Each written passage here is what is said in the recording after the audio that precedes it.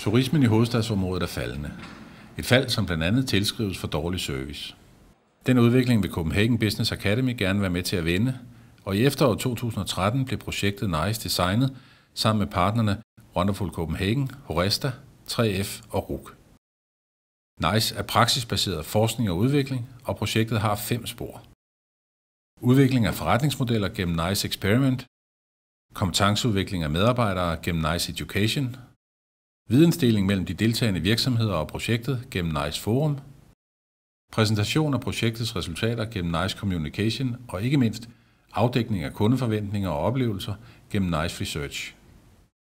Her deltager 180 branchevirksomheder, 200 studerende fra serviceøkonomuddannelsen og deres 25 undervisere. Mange virksomheder er faktisk enormt bevidste omkring, hvad service betyder, lige præcis i deres kontekst. Men der er også rigtig mange virksomheder, som får en god anledning til at overveje, hvad service betyder, og overveje, hvordan service måske kunne have en anden vinkel i deres sammenhæng og i deres dagligdag. Det sker blandt andet gennem praktikanter fra serviceøkonomuddannelsen, som f.eks. Mads Grishauge. Jeg kommer med nogle friske øjne, og jeg har måske nogle idéer, som de ikke selv har haft, i og med at de går med det hver dag. NICE Research sker i sammenhæng med de studerendes obligatoriske praktik i virksomhederne. De studerende og underviserne er med til at indsamle data omkring service og serviceoplevelser i Danmark, som vil være til gavn til sidst til NICE-projektet og de virksomheder, som har noget med NICE-projektet at gøre. For eksempel Den Blå Planet, Copenhagen Zoo, Kastrup Lufthavn, Metroselskabet og Tivoli blandt andet. Ph.D.-forløbet er forankret i Center for Oplevelsesforskning på Roskilde Universitet. Jeg tror faktisk, det er første gang, at man i virkeligheden systematisk ser på, hvordan en uddannelse kan være med til at samle data ind og få den viden, ikke alene ind i vores forskningsprojekt, men faktisk også få det ind i uddannelserne, så man udvikler de studerendes egen uddannelse med den dataopsamling, der sker systematisk nu. Så man faktisk kan se spor og mønstre i det, som kan omsættes til erhvervsudvikling, og som kan omsættes til uddannelsesudvikling, og som indgår i forskningen. Jamen, der er ingen tvivl om, at den her branche undrede sig lidt over, at vi skulle have forskere og universiteter ind over noget så simpelt som service. Men jeg tror også, at de kan se, at det, vi arbejder med i projektet, er så spændende og interessant, så det giver god mening efterhånden. Men som udgangspunkt, så var der måske nogen, der undrede sig. Vi har behov for noget dokumentation, fordi et langt stykke hen ad vejen, så går vi jo rundt og gør det, vi tror, der virker. Når vi får forskerne med, så kan de lave nogle observationer og dokumentere, hvad det rent faktisk er, der virker i forskellige virksomhedstyper.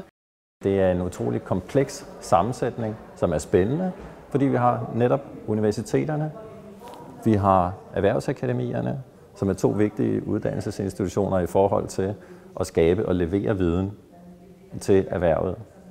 Og så har vi de interessenter, de parter, der skal være med, netop virksomhederne, repræsenteret ved Horesta, og fagforeningerne, og en institution, en destinationsorganisation som Wonderful Copenhagen, der har det samlede ansvar for destinationen København i forhold til markedsføring og produktudvikling osv.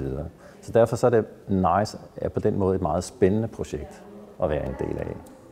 Branchens virksomheder mødes også på tværs i NICE Forum for at lære direkte af hinanden og den vej igennem løfte serviceniveauet. Vi får jo at vide, at vi er verdens lykkeligste folk. Vi får også at vide, at vi er en af de mest effektive folk overhovedet i Danmark. Og så får vi at vide, at vi skal blive bedre til service. Hvordan harmonerer det med de 2 andre parametre?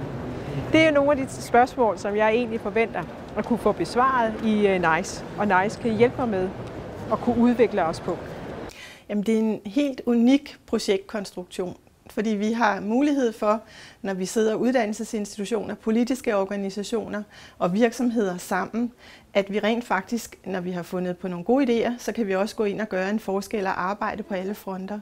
Og det er meget vigtigt at have uddannelsesinstitutionerne med, fordi det er jo netop dem, der skal gå forrest, når man skal uddanne og efteruddanne især medarbejdere inden for turismeerhvervet, sådan så vi netop får løftet serviceniveauet. Jeg håber, at uddannelsesinstitutioner, andre aktører, der skal tage næste generation af servicemedarbejdere og forme dem, at de tager det ind og de lærer af de brancher, som arbejder med det, og vi lærer af institutionerne. Jeg synes, det er vigtigt, at vi får endnu mere viden om, hvordan kan vi gøre tingene bedre, hvordan kan vi gøre tingene smartere, men bevare et højt serviceniveau. For det er jo i mødet med din kunde, det er der, du sælger varen. Og det skal vi huske på altid. NICE-projektet er et godt eksempel på den tilgang til praksisbaseret forskning og udvikling, som vi har på Copenhagen Business Academy. Det er et projekt, der har et klart erhvervsmæssigt sigte. Det er et projekt, hvor der er mange studerende, virksomheder og undervisere involveret. Det er et projekt, der er forankret i PhD-forløb. Det er et projekt, som giver her og nu værdi for aktørerne, og det er et projekt, som gennem samskabende læring sikrer, at også kommende årgange får glæde af det. På Copenhagen Business Academy har vi årligt godt 2.000 studerende i praktik, som efterfølgende skal ud og lave afgangsprojekter i virksomhederne. Jo mere vi kan tematisere og målrette disse projekter, jo større synergi og effekt får vi for erhvervslivet. Det er det, vi er til for.